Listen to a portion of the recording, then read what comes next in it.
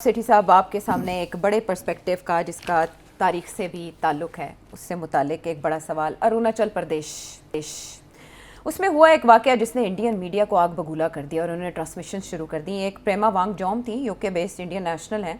ये जब ट्रांजिट करी थी यूके से जापान, तो उन्हें शंघाई पुडोंग एयरपोर्ट पर रोक लिया गया और कहा गया कि 18 घंटे तक रिपोर्टेडली इंडियन मीडिया के मुताबिक उनको हैरास किया गया।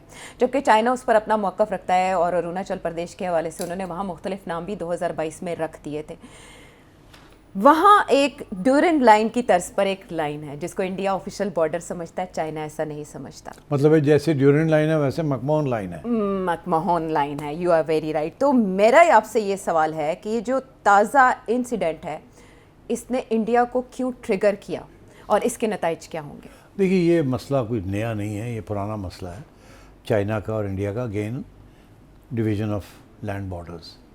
जैसे ड्यूरेंट लाइन क्रिएट की थी बिटवीन अफगानिस्तान एंड पाकिस्तान, जिसके ऊपर डिस्प्यूट है जी। इसी तरीके के साथ उन्होंने चाइना और इंडिया के दरमियान तिब्बत के इशू के ऊपर एक मकमोहन लाइन ड्रॉ की थी।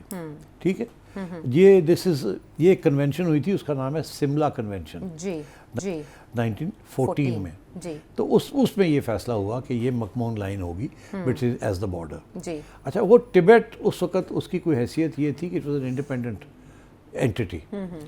चाइना क्लेम करता था मगर वो अभी कब्जा नहीं था उसके ऊपर, और इंडिया जो था वो कहता था कि चाइना का हिस्सा नहीं है, इट्स इंडिपेंडेंट। अच्छा, अब वो चाइना ने आफ्टर द रेवोल्यूशन फौजें भेज के तिब्बत को चाइना का हिस्सा बना दिया। उन्होंने कहा ये हिस्टोरिकली हमारा हिस्सा था जी।